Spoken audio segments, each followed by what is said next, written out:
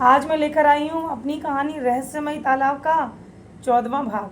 तो चलिए कहानी में आगे बढ़ते हैं और जानते हैं कहानी के 14वें भाग में आगे क्या होता है।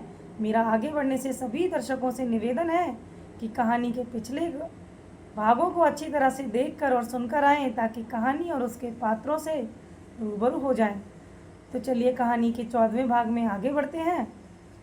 धरती पर आ जाने के बाद सभी ने चैन की सांस ली, यानी कि वो सभी लोग वहाँ से रिहा होकर अपनी धरती पर वापस आ चुके थे, तालाब से बाहर आ चुके थे। उसके बाद कबीर ने बाहर निकलकर बाबा के चरणों को स्पर्श किया और बोला, कबीर बाबा, आपकी वजह से आज मैं अपने दोस्त को वहाँ से लेकर आ सका। बाबा, बेटा यह मैंने नहीं, उस परमात्मा ने करवाया है इनको आज़ाद। कबीर बाबा, अगर आप उस समय नहीं आते तो मैं कभी कहाँ मर जाता। बाबा, ऐसा कभी नहीं होता। जिसके भाग्य में मौत नहीं लिखी होती, भगवान उसको किसी न किसी रूप में बचाने का कोई ना कोई रास्ता ढूंढ ही लेता है और किसी न किसी को उसे बचाने के लिए भेज ही देता है।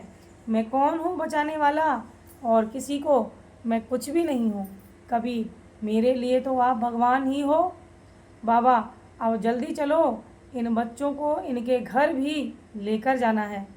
उससे पहले कि कोई नीचे से ऊपर आए, हमें जल्दी यहाँ से जाना होगा। अब चलो। यह सुनकर सब बाबा के पीछे पीछे चल पड़े। जब वह गांव में पहुँचे तो वहाँ पर सभी सो चुके थे। बाबा वह सभी सबसे पहले रवि के घर पहुँचे। रवि के यहाँ पर सभी सो चुके थे।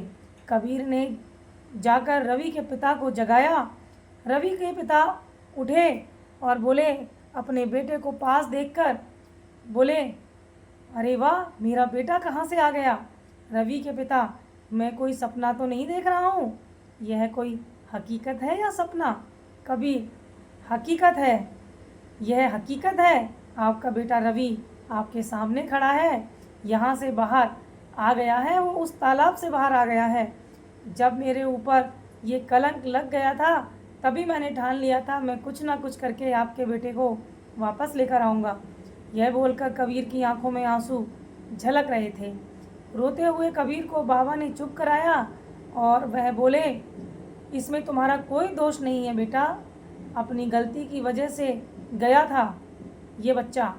तुम जैसा मित्र भाग्य से मिलता है, अगर यह रवि तुम्हारी जगह होता तो यह तुमको बचा कर नहीं ला पाता।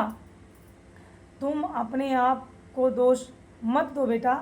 बाबा ने यह कहने के बाद रवि के पिता को कबीर को गले लगाकर बोला, बेटा, तुम्हारी वजह से आज यह नालायक वहाँ से वापस आ सका है, तुम्हारा एहसान मैं कैसे उतारूँगा। बेटा कबीर, आप मेरे पिता के समान हो, आप मुझसे ऐसा मत बोलिए। रवि के पिता ने फिर सब घर वालों को जगाया।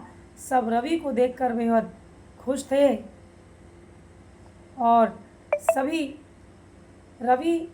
सभी कबीर और बाबा की जय जयकार कर रहे थे। उसके बाद रवि की माँ ने रवि को गले से लगाया और बोली, कहाँ चला गया था बेटा तू, तुझसे हमने मना किया था ना उस तालाब के पास जाने से।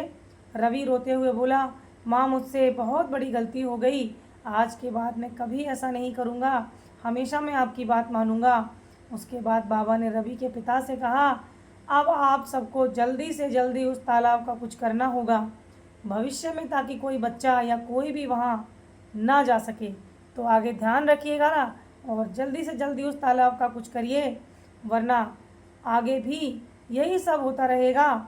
और इसीलिए इस तालाब के बारे में आगे क्या करना है सोचिएगा ज़रूर। आज के लिए बस इतना ही, और इस कहानी के आगे का हाल जानने के लिए इंतज़ार कीजिए इसके अगले भाग का। अभी भी इसके अगले भाग में बहुत कुछ बाकी है, जिसे लेकर मैं जल्द से जल्द हाजिर होंगी।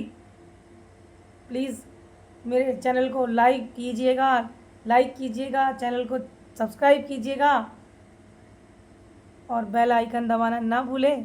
धन्यवाद।